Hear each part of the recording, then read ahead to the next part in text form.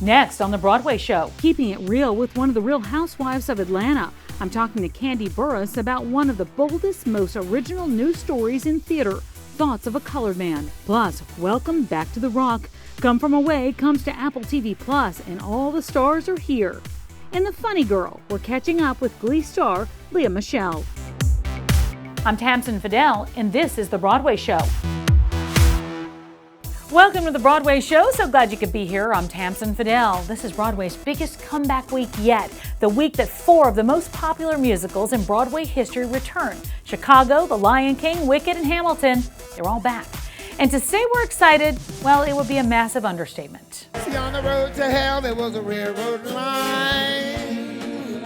And there were 3 old women all dressed the same. And we're so glad this wait is finally over. Broadway's first 2 major musicals returned on September 2nd, Hadestown and Waitress. Pure emotion on stage and in the audience a curtain call.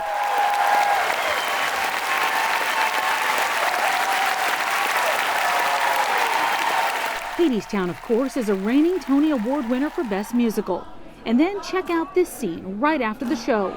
Broadway is back and fans are literally dancing in the streets right outside the Walter Kerr Theater.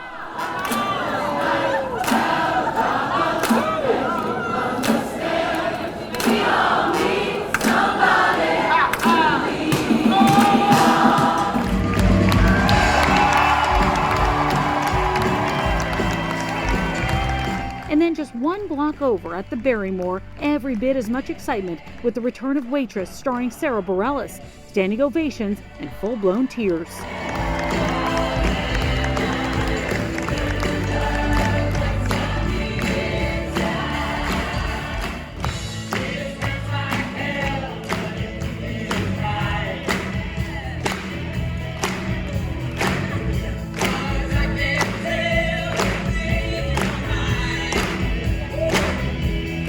And even more emotion as the cast of Waitress paid tribute to the late Nick Cordero, who died last year after a long battle with a COVID-related illness, along with Nick's wife, Amanda Kloots. The cast sang Live Your Life, a song written by Nick.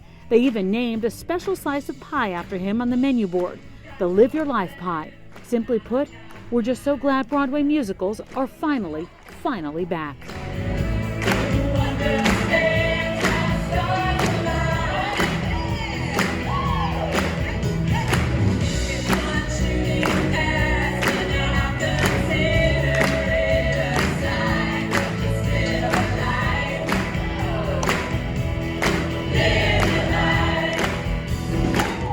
7 new plays written by Black playwrights are coming to Broadway this fall, and one of the first to open on Broadway since the shutdown will be Thoughts of a Colored Man. And one of the show's producers is Kandi Burruss. You might know her from The Real Housewives of Atlanta, or maybe you know her because she wrote the 1999 hit song No Scrubs by TLC.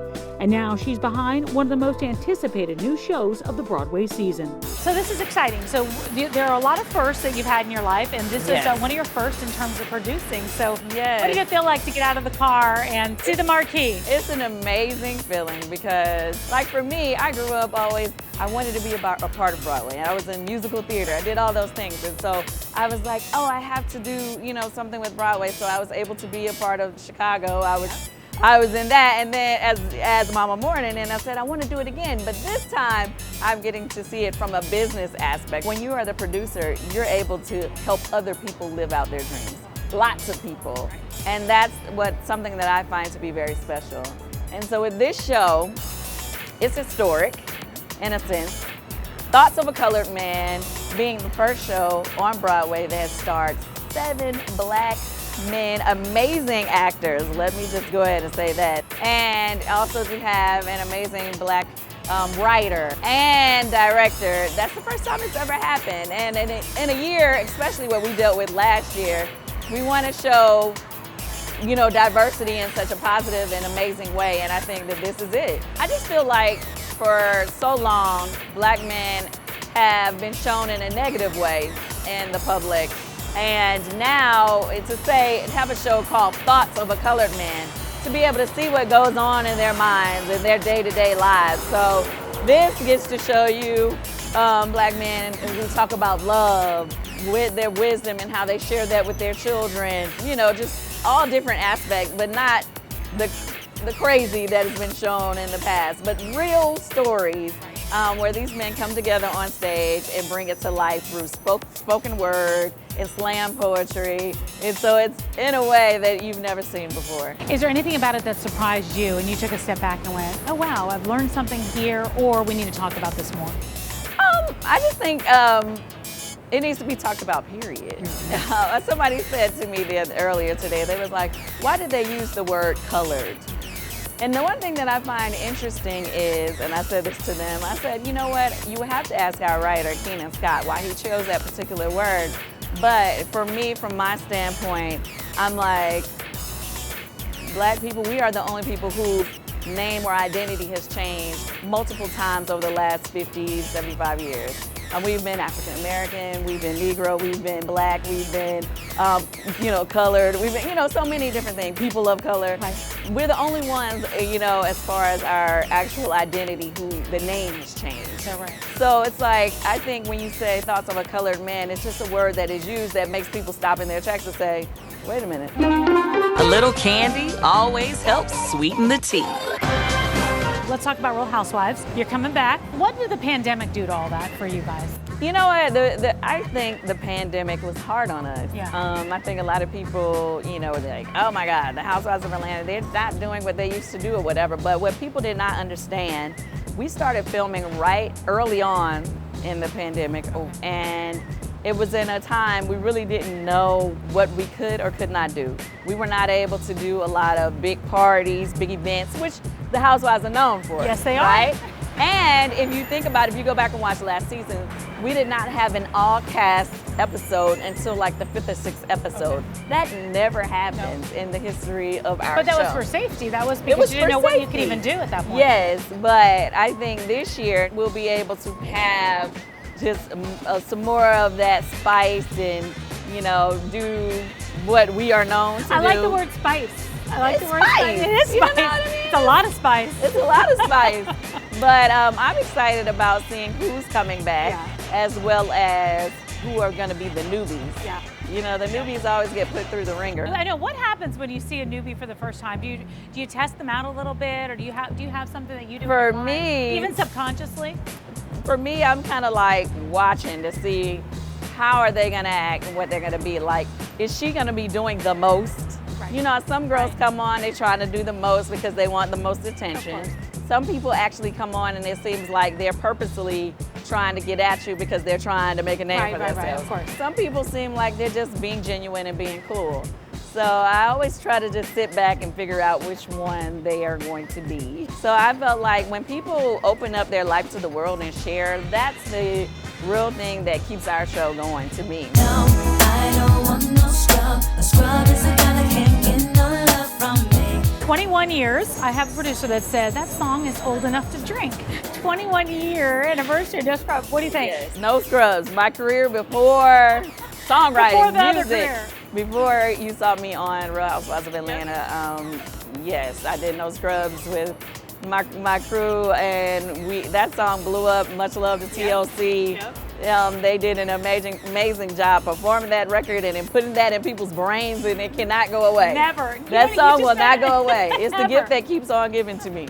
Beanie Feldstein is Broadway's new Funny Girl. The book-smart star has just been cast in the Broadway revival. Funny Girl is set for this coming spring. It's back on Broadway for the first time in nearly 60 years and features some of the most iconic songs in theater history, including Don't Rain on My Parade. And Glee alum Lea Michele is all about it. Fans of that show probably remember Lea's character was cast in a revival of Funny Girl, and for a while it was rumored she'd actually get the part in real life.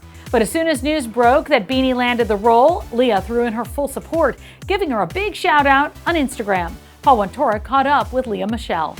Get ready for me, love, cause I'm a comer. I simply gotta march, my heart's a drama. Don't bring around a cloud to rain on my parade.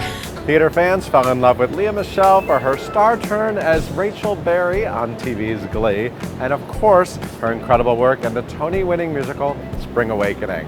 I met up with Leah at her old stomping grounds right here at the Eugene O'Neill Theater to talk all things Broadway. So, 15 years ago, Yeah. you were starring in Spring Awakening. Everybody loves Spring Awakening. You were fantastic. Lots of memories A lot here. has happened here. I feel like I'm just like transported back in time. And an amazing cast, and they've all gone on to such great things. I know you're all friends. Well, it was such a special time and such an incredible show, and we're really lucky that as a cast we've, remained in contact and seeing each other. And Jonathan Groff and I are obviously still as inseparable as we were, and we talk about it all the time. And just how special this time was really for all of us. Yeah.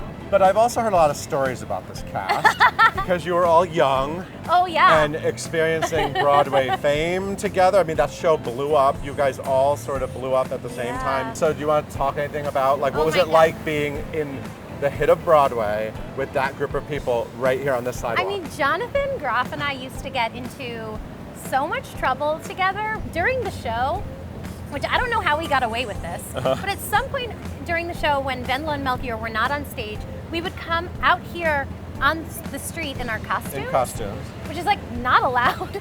And it was the night before the Tonys. The Tony nominations came out.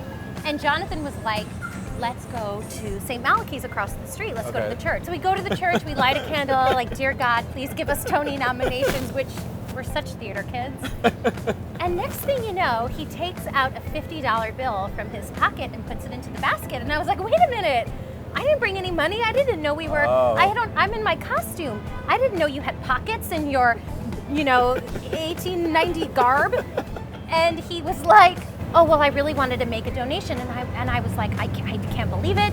This isn't good. I didn't give the church a donation. Sure enough, I didn't get a nomination. He went up to you. He got That's what happened? He got a Tony nomination. Now we know what happened? I did not. I never understood why you didn't get a nomination. Now we know why. I can explain to you exactly Jonathan why. Groff. And well, he did a good thing.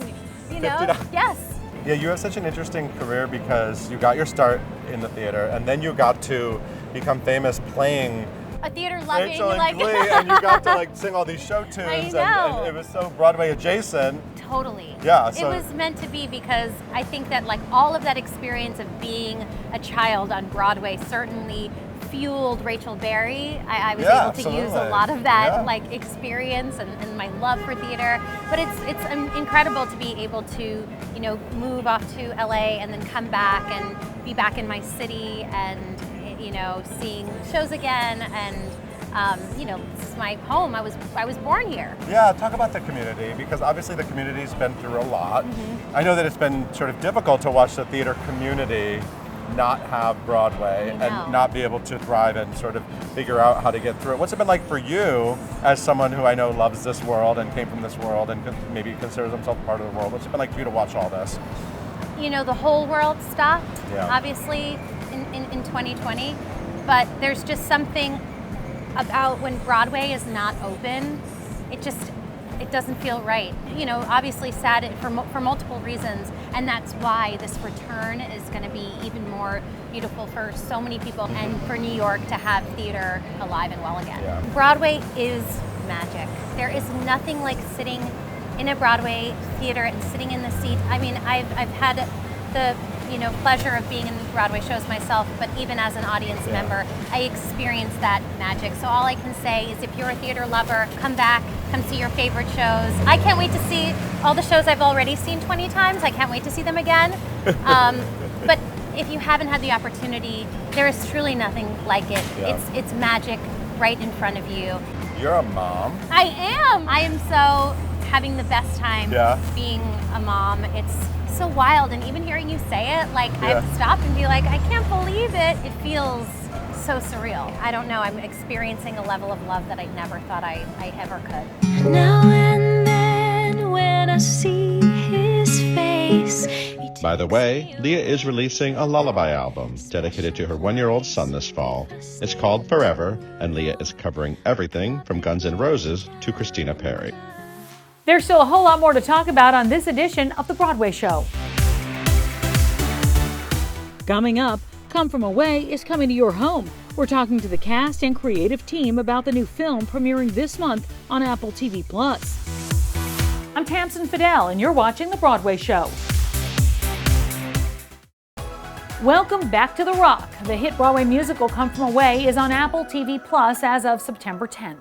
September 11th, 2001. Over 200 planes getting diverted. The musical, set in the aftermath of the 9/11 attacks, tells a true story of what happened when 38 planes filled with 7,000 passengers were diverted to the tiny town of Gander, Newfoundland. Charlie Cooper talked to the cast and creative team of Come From Away. So I know you guys performed Come From Away for the first time after Broadway went dark in front of an audience of 9/11 survivors as well as frontline workers. What was it like to walk out on stage and get that applause after such a long break that none of us could have predicted? We tried to prepare ourselves mentally and emotionally for that moment. We knew it was going to feel overwhelming, Charlie, but to feel their gratitude, to feel their excitement, still there was nothing we could do to prepare for that. So it left each of us shaken for a few moments, to be certain. And then I think I can also speak for my colleagues and say it also invigorated us. Obviously, this covers a crisis, but looking on the bright side of things. So what do you guys hope, being a part of this performance, that people see and get out of this? I always hope that people will take away from it the truth of the fact that we're better together. We spend so much time drawing hard lines around the things that make us different, but in the end of the day, people from all over the world descended in Gander, and what brought them together was the commonality of needing to get through what was happening. Having now watched it, I really do think that people are going to get the feeling that they got to see the show in the theater in a really interesting way, but also get that feeling of being in the theater itself. So I think it was very successful that way. I would know what it's like to reunite with your Come From Away family after a year of Broadway going dark. You had this virtual support system because we had Zooms on Sundays that we would all have. So we're still in contact. But to touch each other, to be able to breathe each other's air and, no joke there, but kind of, right? Without being concerned because we're all vaccinated by the time we started shooting.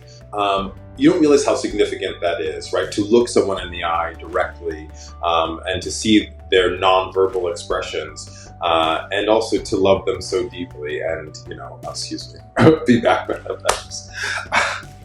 That's a lot. Sorry. What's it feel like to know that there are going to be new eyes on this project, especially people who didn't have access to actually seeing the show in person? I've always felt that the theater should be more accessible to people, and I raised Chicago as my prime example. When the movie came out, whenever that was, 15 years ago, I thought, well, nobody's going to go to Broadway anymore to see it. The tickets have never ebbed there because a movie came out. It just generates more excitement, and I'm just so thrilled that we can share this much needed message with the country and the world. What was it like doing so in front of the camera? Did that present a new challenge for you guys? Initially, it was quite overwhelming, but I think after a few hours, hopefully, maybe days, I feel like we adjusted to just doing the show, trusting the work that we do, trusting the show to sort of, buoy us through this new experience, and watching the finished product it's just, I knew it was going to be epic, but it feels epic. It feels like such an epic representation of the show that we strive to do 8 times a week. I'm Tamsin Fidel, and this is The Broadway Show.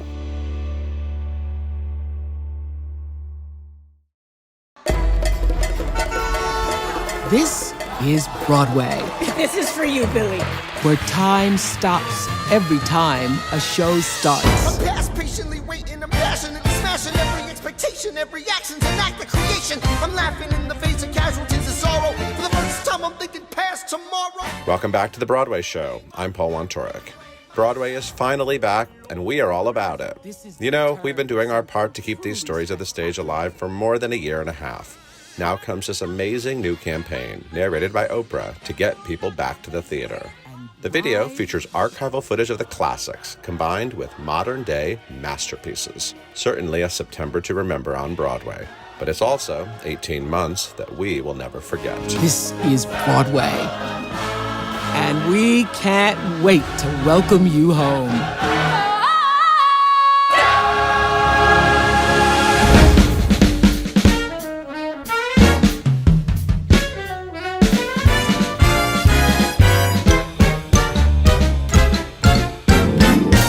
You've never had a friend like this, and now finally that friend is on the way back to Broadway. This is a look inside the rehearsal room for Disney's Aladdin on day one. The Tony Award-winning musical is set to resume performances at the New Amsterdam Theater September 28th.